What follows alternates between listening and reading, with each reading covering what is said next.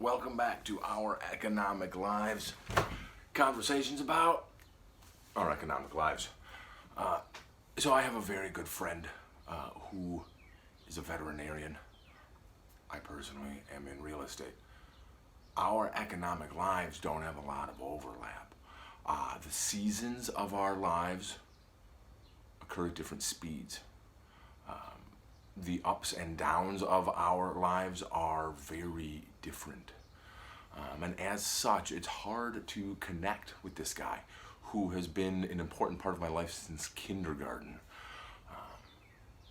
And one of the challenges that we face, right, is just that we don't have similar language to be able to discuss what's going on in his economic life and what's going on in mine, because the world of animal health is so fundamentally unrelated to the world of affordable housing. And so picking the language that we use to discuss our economic lives is critical. But then the question becomes, how do you choose, right? Robert Kiyosaki has his own chosen language, right? He's got his assets and liabilities framework, his quadrants that you can look at to decide if you're succeeding based on Robert Kiyosaki's frameworks and methodology. Dave Ramsey has his own methodology, his own frameworks to discuss. Darren Hardy has less frameworks to discuss, but more of a methodology, how to approach life.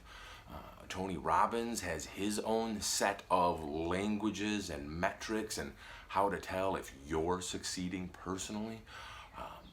But unless the person you're speaking to shares these frameworks, unless you and the person you're speaking with are using the same framework or the same methodology, that same reference point of language, it's really difficult to share about your economic life and connect with someone, regardless of how deeply you are connected with them on a personal level, or how much your history overlaps and entangles. Without this shared framework for discussing our economic lives, we lose connection. We become less intimate with the people that we love and want to remain connected to. And that's hard, right? And it's sad. It is something worth mourning. And that's why, or at least that was maybe one of the triggers that drove me down the path to put together the coursework of our economic lives. Because no matter which methodology you choose, everybody has a set of values.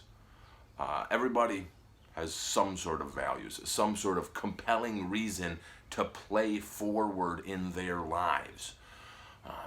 And if you don't have it, you got to build it yourself. It was a cruel trick the Creator played by setting us out with this ability to have no compelling reason to play.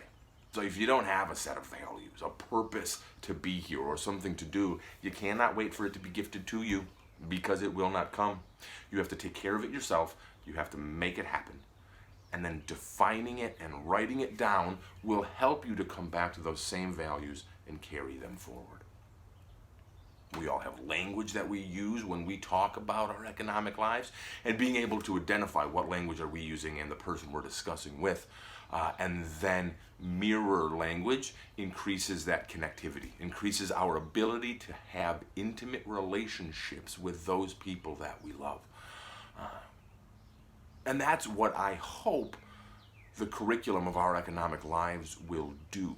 It will give the user, it'll give the player a greater ability to connect to their own economic life and to connect their economic lives across the relationships that they have, and have greater intimacy with the people they love and they care for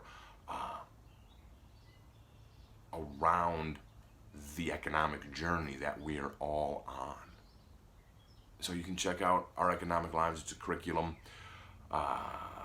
below. Go ahead, click on it, leave me some notes if I've missed anything. I am pretty sure that the 6 categories and the goal sheet at the end covers all of the components of our economic lives in a top-down sort of view. So then you can apply Kiyosaki's language to it, or Dave Ramsey's language to it, or Tony Robbins' language to it, or whomever you choose to apply their language to it. You can in this framework.